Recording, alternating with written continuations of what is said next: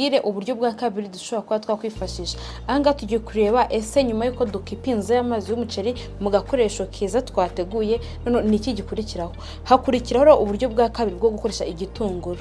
Dukoresha igitunguru iki ngiki dukoresha duteka gisanzwe, kitari iki cyumweru cya salade, ya gitunguru gisanzwe iki cy'umutuku, ukagitonera ugakuraho ibishishwa neza, ukagikatagura, wamara kugikata ukagishyira mu kandi kantu wateguye runaka k'agakombe cyangwa se agapfundikizo bitewe n'ingano y'amavuta wifuza gukora. Wangiza ugafata amazi makeya ashyushye y'akazuyazi, amazi watekanye isuku ashyushye y'akazuyazi, warangiza ukayasuka muri bya bitunguru ukabipfundikira iminota 5, byibuze 5 minutes only. Uba umuti umaze kwikora neza, cya gitunguru kiba cyakamukiye muri ya mazi make y'akazuyazi. Noneho ya mazi make wafashe, ufata amazi bitewe n'ingano y'igitunguru wafashe, ku buryo nyine biza kuba ari umushongi w'igitunguru uri bwiganze cyane, amazi ari bari makeya.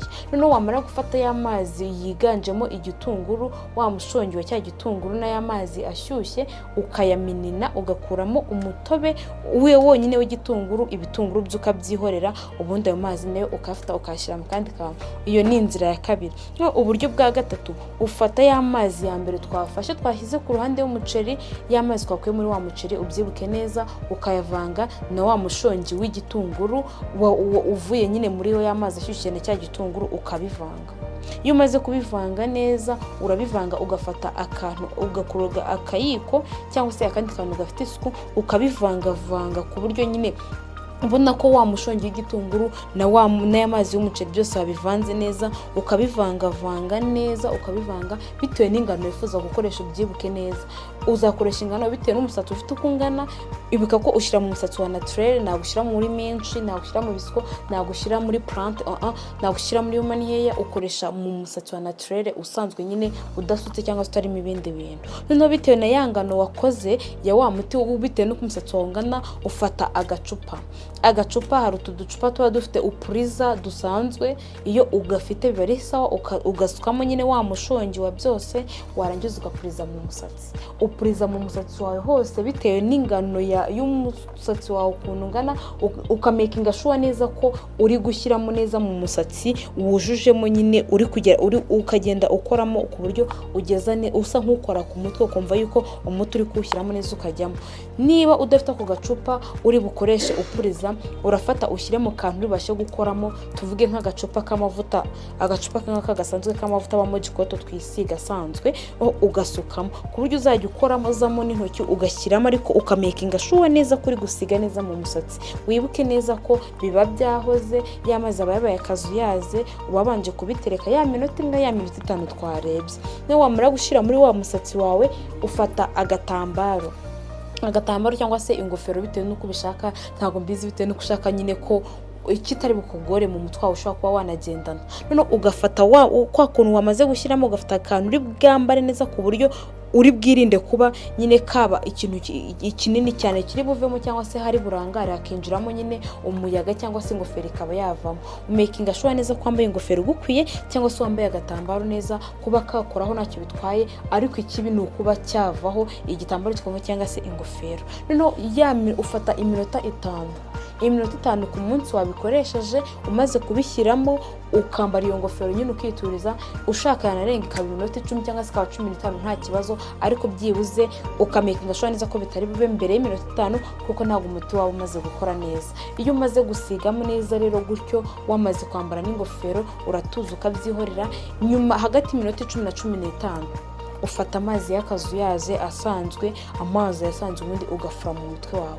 Iyo umaze gufura mu mutwe, byanze bikunze uhita ubona result, uhita wumva ukuntu umusatsi umezemo. Niba ufite umusatsi woroshye, uhita utangira kumva ukuntu umusatsi umeze, just nk'ukuntu ushaka gutera nka produit cyangwa se gushira nka black shampoo mu mutwe. Iyo umaze koga muhita ubona ukuntu umusatsi wahindutse, cyangwa se ugakuramo kumva ukuntu umusatsi wawe ugiye umeze. Rero iyo umaze gushiramo umuti, umaze gukarabamo, uhita ubona result ako kanya. Ntabwo wenda byahita biba 100%, ariko uhita ubona yuko hari ikintu nyine kibashije kuba cyakikora ku musatsi wawe. Rero iyo urangije gufuramo. Bikora umunsi umwe, byibuze mu cyumweru bikore nk'iminsi 3 yonyine irahagije, ukurikiza ubwo buryo izo step zose tumaze kureba ukuntu bikora. Bikora iminsi 3 byibuze mu cyumweru, umunsi wa kane uzahita uvuga ati bya bintu byampaye result imeze neza, uzatuvuga ati bya bintu koko birakora. Hehe no kugira umusatsi ucika, hehe no kugira umusatsi utabyibushye, hehe no kugira umusatsi udakura, hehe no kugira umusatsi udasa neza. Ubwiza bw'umukobwa, ubwiza bw'umugore ni umusatsi. Making sure ko izo step zose wazumvishe, wazikurikiye neza, maze ubikore neza cyane rwose 3 byonyine mu cyumweru, uzajya umaze kubona result zijyanye n'umusatsi wawe. Rero ubu ni bwo buryo nari nabateguriye bw'ukuntu wakwita ku musatsi.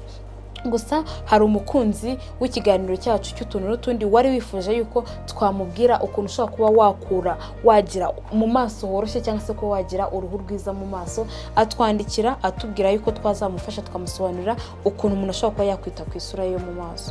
Hano rero hari ubundi buryo nabateguriye bworoshye, tuvuye ku musatsi reka tumanurane no mu maso, turebe ese ni gute nshobora kwita mu maso yanjye hagasa neza, ni gute nshobora kuba nakwirinda kugira inkovu zikabije mu maso. Ese n'ubuhe buryo bworoshye, ibintu biri easy, ubundi ukitaho ugasa neza ugacya. Rero umukunzi wacu yarifuje yuko twamusobanurira ukuntu ashobora kuba yakwita ku isura ye. Rero uyu munsi nabateguriye ukuntu ushobora kuba wakwita ku isura.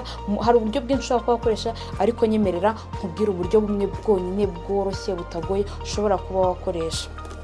Ahangaha rero ikintu ugiye gukoresha, aha tugiye gukoresha urunyanya, tomato iyi ngiyi isanzwe dukoresha mu rugo duteka.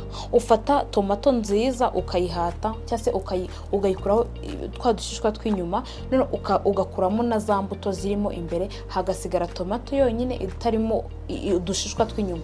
Byibuze niyo imbuto zo nta kibazo zose zitashiramo, ariko ukamakinga sure ko udushishwa tw'inyuma twose twavuyemo. Ufata tomato, wamara kwifata ugafata kunyu gakeya, umunyu iyi ngiyi isanzwe duteka mu biryo, iyi ngiyi isanzwe. Warangiza ugafata urunyanya bitewe n'ingano yo mu maso wawe ukuntu angana, cyangwa se bitewe n'ahantu ushaka gukora. Gusa biba byiza iyo usize mu maso hose. Ugafata urunyanya ukarusatura ku buryo nyine uri bubashe gushyiramo akunyu kakajyamo gakeya, kandi ukamakinga sure ko uwo munyu utari bubemo mwinshi ku buryo nyine utari bube too much. Ugashyiramo akunyu gake, warangiza ugasiga mu maso hose nyine, cyane nyine ahantu hari uduheri cyangwa se inkovu ushaka ko ziva mu nzira mu maso. Iyo umaze gusigamo urwo runyanya, uryohorera iminota 5 umeze gutyo. Ubikora uri mu rugo, ntabwo wabikora ugiye kugenda ahantu cyangwa se ugiye kujya mu bantu uri kumva iyo shusho mu maso, ntabwo byaba bisa neza, ntabwo byaba biri clear. Rero iyo umaze gusiga mu maso neza, umaze kuhakora rwa runyanya, uratuza ukabyihorera iminota 5 yonyine ibihagije. Ugafata amazi asanzwe cyangwa se akazuyaze, buriya biba byiza kurushaho. Warangiza ukoga mu maso, ugakaraba neza, ntushyiremo isabune, ugakaraba mu maso.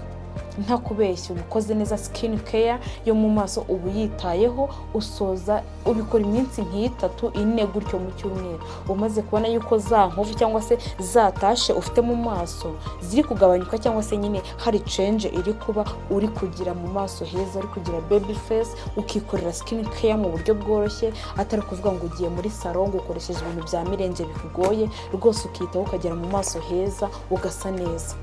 Ndakeka nsubije kandi nawe asubijwe, umukunzi wacu wa CBRS Studio Marketing wari wifuje ko twamusobanurira nyine ikintu nashobora kuba yakora akagira mu maso heza. Nkubwira ngo niba nawe hari icyo wifuza ko twazakubwira mu kiganiro cy'ubutaha cy'utuntu n'utundi, watwandikira ubundi tukagusubiza rwose nta kibazo. Uko ubyifuza, ibijyanye n'imyambarire, ibijyanye no kuba wakwitaho, ibintu byose rwose wumva wakwifuza ko twakubwira mu tuntu n'utundi, ni karibu rwose turabafasha. Gusa ntarasoza amakuru y'utuntu n'utundi, sinagenda ntababwiye ijambo ry'umunsi. Nk'ibisanzwe ntabwo nagenda ntababwiye quote of the day cyangwa se ijambo ry'umunsi. Ijambo ry'umunsi nabateguriye riragira riti: nujya hahandi twahuriraga ugasanga ntariyo, uzamenye ko ntakiri wa wundi. Nujya hahandi twahuriraga ugasanga ntariyo, uzamenye ko ntakiri wa wundi.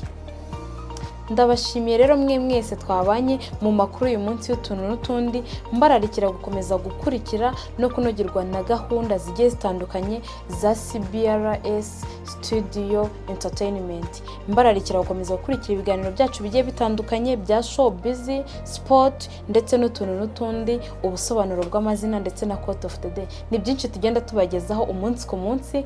Mwibuke gukora share, comment, mutwandikira mutubwira ibyo twababwira, ibyo twabasobanurira, ibyo twabafasha ku bijyanye na sport, utuntu n'utundi, showbiz ndetse n'ibindi bigiye bitandukanye. Ndabashimiye rero mwebwe mwese, Imana ikomeze kubarinda no kubana namwe. Mwari kumwe na RM Claire Wizi, naho ubutaha. Ciao ciao.